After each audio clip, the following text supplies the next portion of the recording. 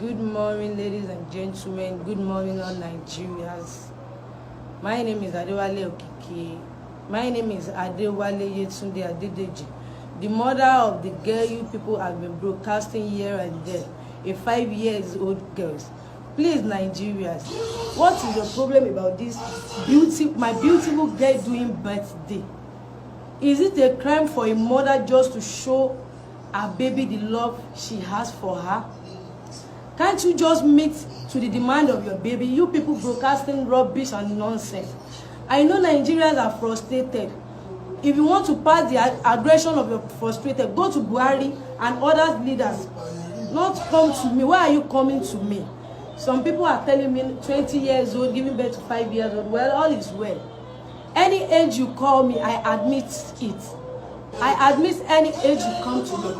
And one idiot said the baby is even ugly. That is hypocrite. If you don't like the makeup, it's fine you don't like it. I don't do the makeup for you to like it. Which baby is ugly? Okay, please. My name is Okiki Adewale Uche. I am 5 years old. I do what I like. I like what I do. Bye bye.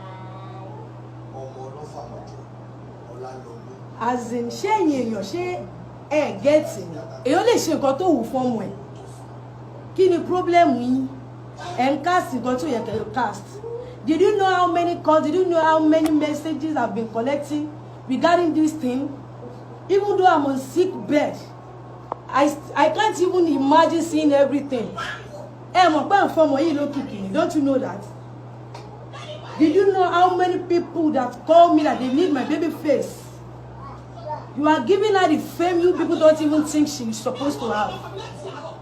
Telling us sort of rubbish. Rubbish in the she now. Rubbish in she. And you only see a to from where?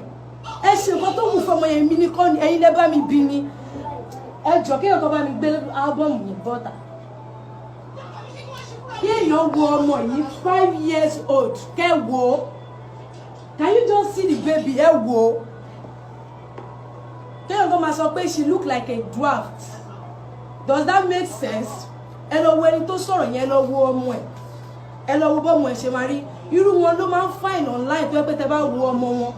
They look tattered, they look untidy. Nigerian people, I know you are frustrated. Ẹ má pass aggression yẹn sórí èmi àtọmọ mi. It doesn't make any sense. Kò make sense. I can do what I like for my baby, in as much she like it. And people telling me, woman rights or somebody are coming for me. Who does that? So if she birthday 4 years, 3 years, a week to her birthday or a week after her birthday, ó gbọ́dọ̀ do hospital. Time yẹn, ṣé woman rights wọ́n bá mi sanwó hospital ẹ̀. Tó yẹ pé bàbá ò ní wọ bàtà. Àwọn sáré máa gbé gìrìgìrì, àwọn sáré máa gbé lọ sí hospital. Ìgbà yẹn ló ní woman rights bá mi san lówó hospital. Àwọn kan sọ pé owó tẹ̀mí ṣe makeup yìí tó ẹ kẹ́ spend ẹ̀ sórí school ẹ̀. Do you know the school she is attending? Yemi Ogunbiyi Anglican School. The topmost school in Shagamu. The topmost school in Shagamu. Yemi Ogunbiyi. My baby is living fine. We are living fine. And you broadcast got to broadcast. You are just giving her fame. And jẹ́ kí orúkọ ẹ̀ kó máa ro Òkìkíọlá. Orúkọ ẹ̀ ro ni. I know some people tó bá pè wọ́n jókòó pé nǹkan tó ṣe today mo ṣá ti wo online tí mo ti rí nǹkan tó ń ṣe bẹ́ẹ̀ dé ọmọ 4 years òun náà ti lọ make up fọ́mọ ẹ̀ yẹn ọmọ 4 years ó ti lọ make up fún just like àwọn èèyàn lè rí. I don't even care what people say. Ṣé gbọ́ nǹkan tẹ́mi fẹ́ ni happiness ọmọ mi. We are living good, we are living fine, we are happy family. You call me 20 years old, I'm fine by it, but you people don't know something. Ọmọ tẹ́ ń sọ̀rọ̀ ọmọ 5 years yìí. She is my second born. Ó ní ẹ̀gbọ́n 8 years, òun 5 years, àbúrò ẹ̀ 2 years. Well, it's true. Mo tètè bímọ, but inú mi dùn pé mo tètè bímọ.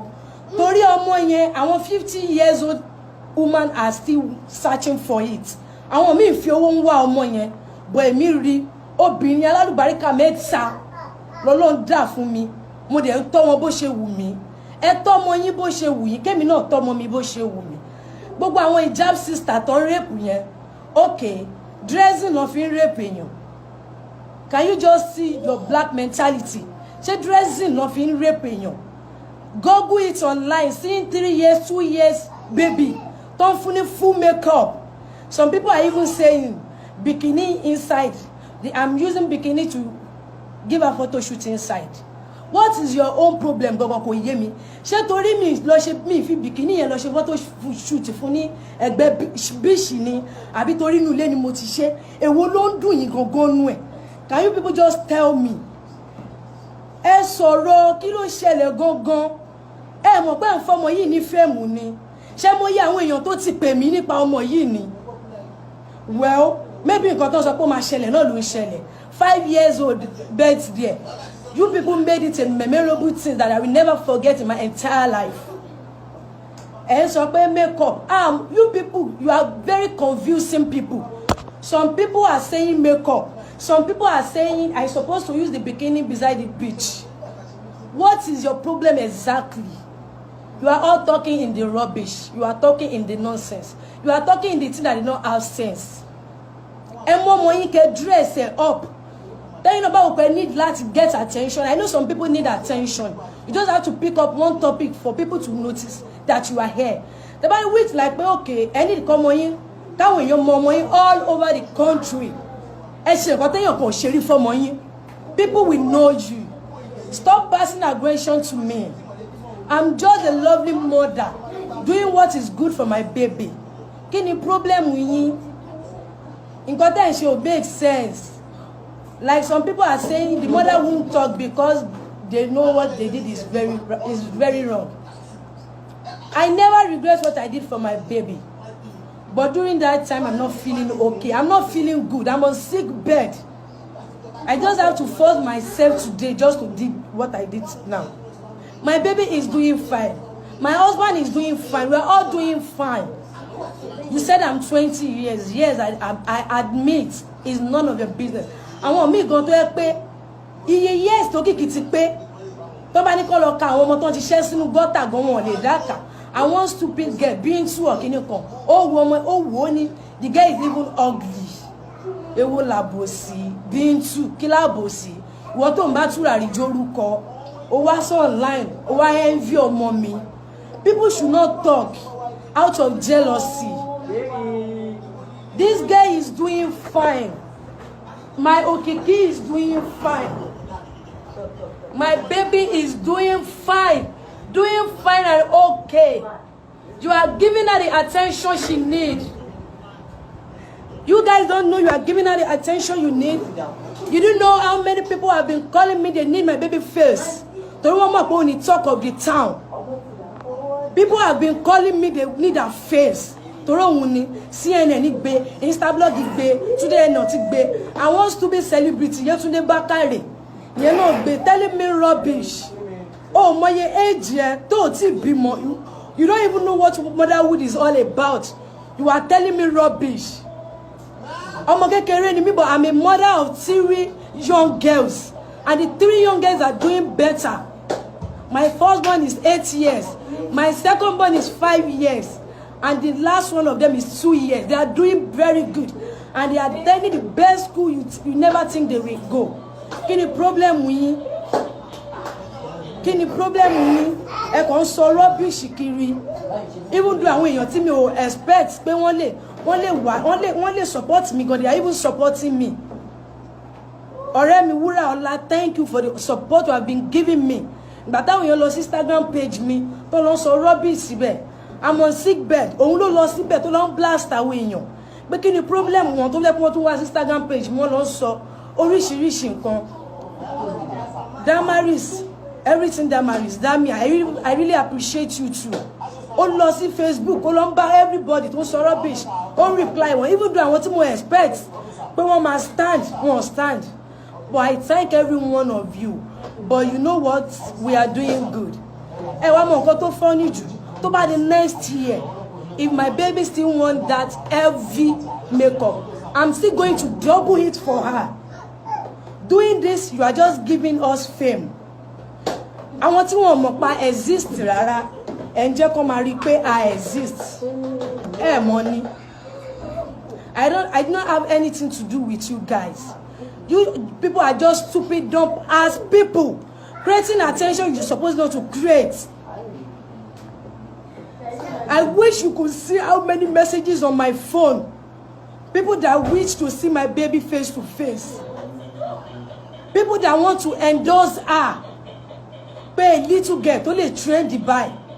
Germany, USA. Many calls.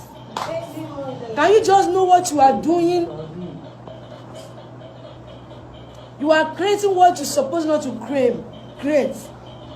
Momo, but you people are doing this out of frustration. Go to Aso Rock. Go to where you know you can see Buhari. Go and pass your aggression there. Don't pass it to where this lovely family are enjoying themselves. Mo ko te ba wa opportunity láti ṣe ele fún ọmọ yín. Ẹ máa ṣe oni mo ti rí photo shoot ọmọ kan mo 4 years. Tó ti ṣe makeup fóun náà.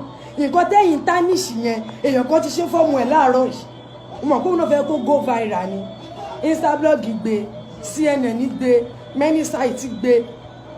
Nǹkan tó funny jù, photo yìí gbà tí mo post ẹ̀, àwọn tó ń repost ẹ̀ padà cute baby kíníkan kíníkan. Ìgbà tó ti wá rí pé àwọn èèyàn ń gbé pé kò dáa, àwọn ènìyàn náà tún wá ń padà lọ repost ẹ̀. Kí ló ń ṣe yín? Ẹ mọ̀ pé poverty ń gbà mí, poverty máa ń jẹ́ kẹ́ réyàn kó máa do well, kẹ́ máa sọ pé wọ́n ń waste owó. Poverty na bastard. Ẹ yé ṣe bí pé wọ́n fowó tọ́ yín. If my baby wants more, I will do more for her. Tí bá ṣe bí mo yẹ múra fún yẹn doesn't mean pé ó dàgbà ó di olóṣó. Most of ẹ̀yin tẹ́ ń sọ̀rọ̀ gan kọ́ lọ wà ọmọ yín. Bad legacy tẹ́ ń lè lẹ̀ fáwọn ọmọ yín. Hijab sister wọ́n ń rape ẹ̀. Ṣé ẹ understand? Ẹ̀yin black people ẹ change mentality yín. Ẹ go online. Kẹwàá àwọn baby tó ń make up fún. Ẹ yé ṣe bí ọmọ àfìṣẹ́ tọ́. Ẹ hùwà bí ẹni tí ó tì. Ẹ ti wà like èèyàn kan fi owó tọ́. Black people, black mentality. You people to change your thinking. Your thinking faculty is very low. Change how you think. Nigerian people, change how you think. Some people are saying, tell me one celebrity that dress her baby up like this. Did you know how many calls and messages me and my husband have been receiving from outside? From Germany, from US, from UK to be precise. Change faculty in Nigeria. Change faculty. Mo desire láti má sọ̀rọ̀ tẹ́lẹ̀ pé I just want to leave you people. Can I show craziness in online because I'm not feeling right. But I just have to say this. I'm on sick bed like 3 days ago now. But today I just have to gather strength and tell you what you people supposed to know. Change your thinking faculty. In Nigeria, ìrònú yín tó lò, òun ló jẹ́ ká máa wà lójú kan ṣoṣo. Ẹ sọ pé èèyàn kan fi bikini, kí ló kàn yín bẹ́ẹ̀? Ẹ tọ́mọ yín bó ṣe wù yín, kí n tọ́mọ mi bó ṣe wù mí. Kí ló ṣẹlẹ̀ gangan? Frustration kill you. Ẹ má worry. Ẹ sì máa ríran wò. Kí lẹ rí tẹ́tí fọ́, ẹ máa fọ́. Ẹ jẹ́ kára mi yá dáadáa, ẹ máa fọ́.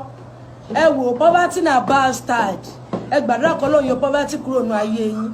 Poverty ló máa rí yín téèyàn máa múra fọ́ọ̀mù ẹ̀ bákan tẹ́ máa ló ń waste owó. Poverty ni. So I wish you people good luck. You can say it more over and over and over again. You calling me 20 years old, I don't care. You call me 15 years old, I don't care. Ìpàkọ́ gbọ́ṣùtì, orí ẹlẹ́gàn ló dàrú. Bye bye. And to all Okiki lovers, to all Okiki fans that have been messaging me, giving me calls, ginger me, thank you so much. To the people that wanted to see Okiki face to face, don't worry, you all will see her. But you know what? I love you and Okiki love you. We love you so much. All the fans of Okiki, I love you and may God bless you for me. Okiki love you too. Okiki, Say bye-bye and I love you people. Bye-bye and I love you people. So, till next time. See ya, catch ya later. Mommy.